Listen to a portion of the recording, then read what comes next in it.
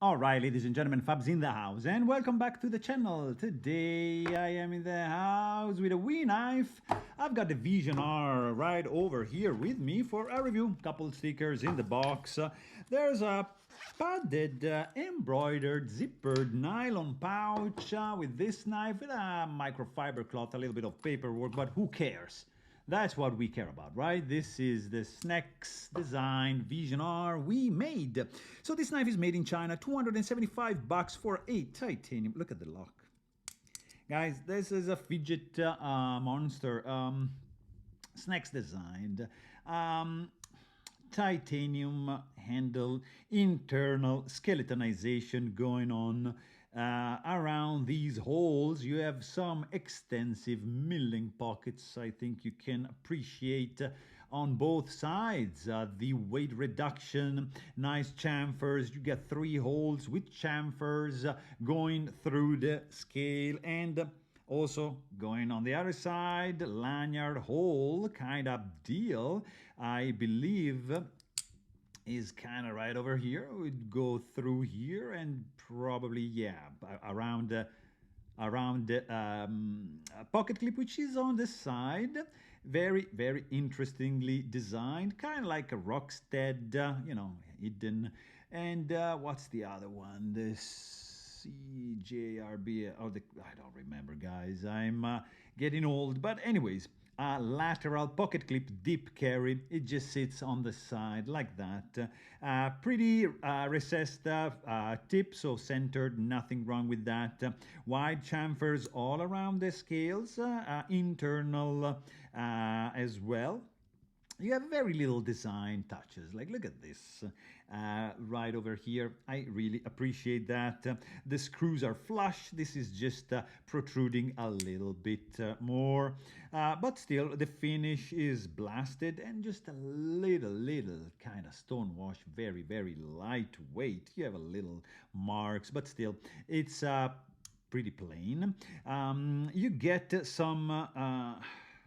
Guys, let's check this for a second. Let's check the lock functioning. So here you have a hole where you see that there's this part right over here, which if I just disengage the lock, let's see, this guy wants to go back, which means this is spring loaded, right? And this just goes around the tank. Actually, let's do that. And then right over here, look at that. Boom.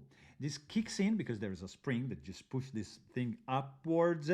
And here you have a notch, which is this guy, where this tip just goes into. So absolutely rock solid lock. You can disengage this thing like so, just with a thumb, with the index finger. So just by pushing this thing back, it's how you disengage the lock. Like that. Very, very cool. There's one thing to notice. So in the closed position, you can also like do this. In the open position, as you open, this guy can actually just come out. So you're gonna have this fella right over here. So you have a no lock. All right, so just like a loose blade. So just be sure to be actually pushing this fella right inside, like so, and that is just engaging, and then you can just enjoy like your knife. Look at this, I was opening like a frame lock. Pretty dumb, but still, it's a very, very fidgety one. There's one issue in my case, this part over here, which, I mean, you can just deploy this like that, right? And you are like here maybe. So the most obvious movement would be this, with the thumb just like disengaging, right, and then removing the handle from the blade path, and these guys can close. But also you're here, sometimes you get to do this, right, and just have it close like that. But in my case, that is digging deep into my finger. It's very unpleasant. I would never fidget this for more than twice because it just hurts.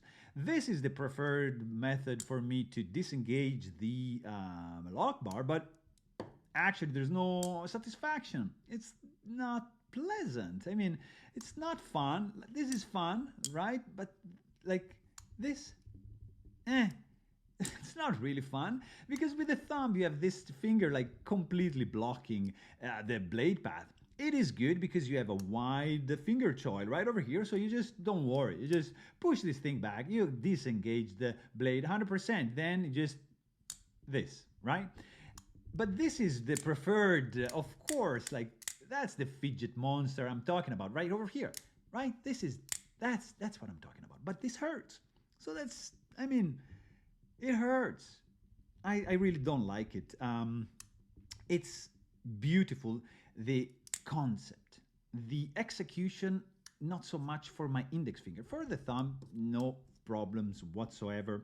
It is like the concept of like a button lock, right? Would be over here, basically like just freely spinning and locking at this point. But in this case, the positioning of the location where you are supposed to disengage the lock bar, I think it's just not fidgety enough. It's absolutely outstanding, nice evolution, not fidgety for my fingertips. But anyways, you get 20 CV steel double plunge grind. Look at that. Kind of like reminds me of the Kami from Shirogorov knives. And it's very, very cool. You have a gentle belly. This is a flat grind. You have no jimping, a little bit of chamfering going on in this kind of Warncliffe blade shape, bead blasted finish. You have a nice chamfering going on around the hole on the blade, which is pretty useful to deploy the blade. Like, for example, with a thumb, you can do like a reverse flick like so. You can do a slow roll with the thumb. You can do a double deployment like so. You can do, I mean, you have several, probably not, yeah, you can even front flip it, but it kind of hurts from this point. But still, you have several methods for deploying, to deploy this blade, and that's fantastic. Also, another fantastic thing, guys, is the thickness. Look at this. This thing is very, very thin in the pocket. I love it. It's kind of disappearing. It's just, yeah, it's a slim one. Perfectly centered, nicely made. It is a pretty cool one, especially considering the price, which is 275 bucks, and the real thing is gonna be, yeah, more, you know, a few $1000s. So you can get 10 of these fellas and get a full custom one, right? So there's that. Also, the action is pretty fantastic. I mean, nice bearings, of course, are creating this pretty cool and smooth action indeed. Let's check the weight of this guy. Right over here, a lot of weight reduction going on in the scales, of course. So you have 102.3 grams in the pocket. I also want to measure this stock right over here, 295 millimeters, so 3 millimeters, and behind the edge, 0.35. So pretty cool slicer, I am telling you. Nice finger choil right over here. Sterile looking blade is the way to go. You have enough chamfering in the hand. It feels pretty comfy. I mean, not really much hot spots from this pocket clip. Feels good. You have the holes, which are contributing to create some tension and grippiness, and doesn't flex anything. So it feels solid. It feels good in the hand. Not super slippery. Very, very fidgety. Too bad this point over here, it's just not working for me. But I really do love the design of the blade, of the handle, the idea of the lock, the innovation going on. Lovely pocket clip.